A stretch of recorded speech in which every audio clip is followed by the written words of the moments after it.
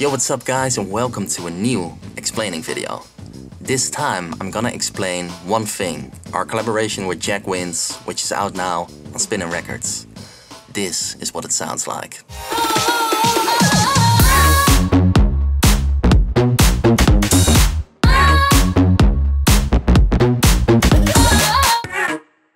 So this project is a little bit different than my previous projects. That's because there's a creative project which I've done in this version of FL Studio 10. And there's also a final project which I use for all the mixing and, you know, the final touches and stuff, which I did in FL Studio 20. Let's start with this project, and then later on we're gonna move to FL Studio 20 for the final project. But maybe first I should tell you guys how this collaboration came about. So if you don't know it yet, this track contains a sample from Ameri's One Thing, which is a hip-hop / R&B track from 2005, I think. And Jack Wins created a track with that sample in it. And he sent that track to the A&R of Spinnin', and he then in his turn sent that track to me, saying that he liked the sample but wanted a different track underneath it. That's what this project is. The original by Ameri is on a pretty low BPM. It's on 100, maybe 105, I think. And of course, if you're gonna speed that up to 125, the BPM of this project, you're gonna run into some problems. And one of those problems is the amount of words that are being said in a small time segment. You can especially hear that in this part of the break.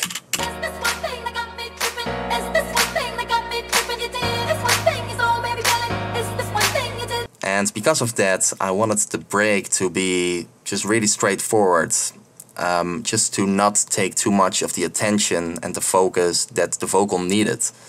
So the break, therefore, just contains some chords.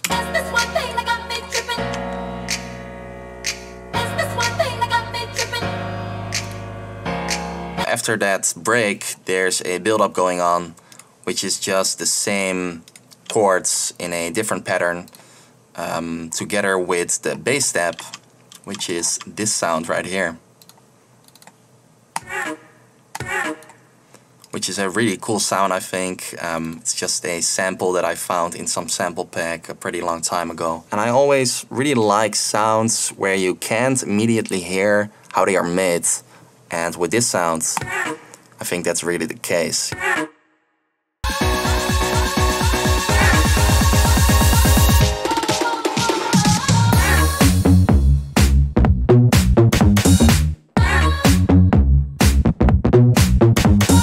So there's a couple of things going on here. I wasn't too worried about it sounding professional or not, because, you know, that's something I did in the later project. The most important sound in this melody is main bass 1 right here.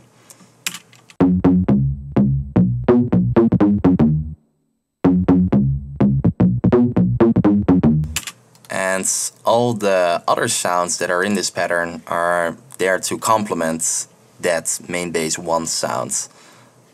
We can just quickly go through them. This is Harmer. Then we have a couple of leads going on. And this lead right here is the most important one. It's a distorted saw wave. Not really anything interesting. Later on in the track, there's a overlayer, like an overlaying lead, which is this sound.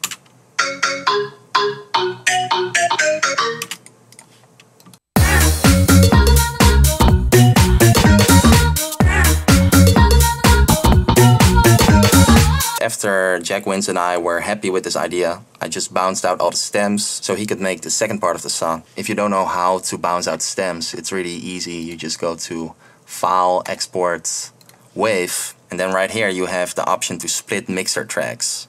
And what this does is it just takes all your separate mixing buses and puts them into their own wave file. And of course, don't forget to select 24-bit or maybe even 32-bit if your collaborator is using a 32-bit DAW. So yeah, let's move on to the second project, the final project, and also the mixing project. Okay, we're here. So this is FL Studio 20. In this project there's been some changes. We changed a lot of the drums. Of course it has the whole second break and the second drop in there, which Jack Wins made. The main thing that's being done in this project is the mix. And if we just listen to the drop,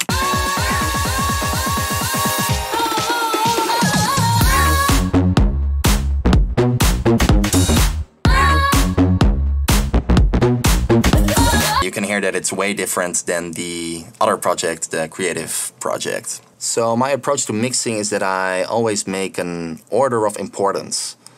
You just think to yourself, what should be loud in this track? For this track, that's the kick and the melodic elements. But for another track, it could be, you know, the kick and the drum elements. And talking about drums, if you're a Patreon supporter, you can get all the drum elements of this track for free. There's the close hi-hats, for example, the clap. So yeah, check out my Patreon page if you're interested in that. Anyway, let's get back to the mixing. For this track, I wanted the melodic elements to be sounding as fat and as loud as possible. So I just made a loop and started bringing in all the elements and shifted their volumes along the way.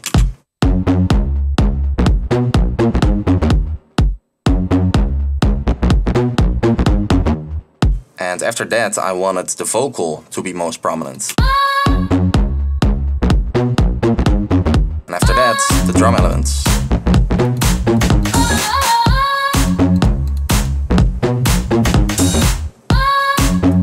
So that's always my approach to mixing. Just make up an order of importance and then bring in all the elements one by one and start shifting their volumes till you're happy with that. Besides that, it's pretty hard to explain how you mix your tracks, because it's really just a matter of growing an ear for if a element is on a right volume or not. But one tip that I always really find helpful is just to drag a track into your DAW which you think is really well mixed. Then just simply listen how each element is mixed in that track.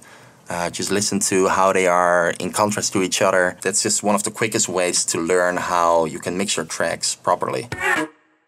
The original mix is of course for DJ mixes and to play in clubs and stuff.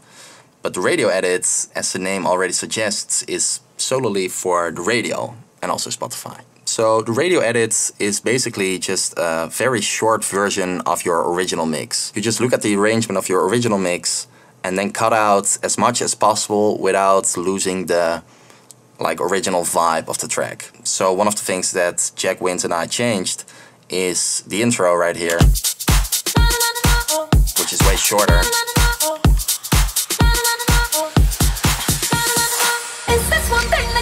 And it also immediately drops into the vocal part, like the full vocal part of the break. And the same is happening in the second break. In the original mix there's a pad that's being filtered up for I think 8 bars, and in the radio edit that's only 4 bars.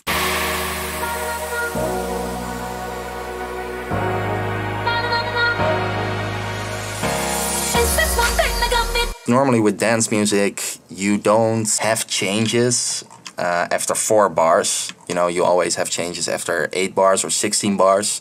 But when you're making a radio edit, that doesn't really matter. You just try to get to the gist of the track as quick as possible. What I also think is important about a radio edit is that the later part of the song should have a slightly higher energy level than the first part of the song. So in this case, that's happening with the second drop. It's a little bit longer than the first drop and there's more elements being added.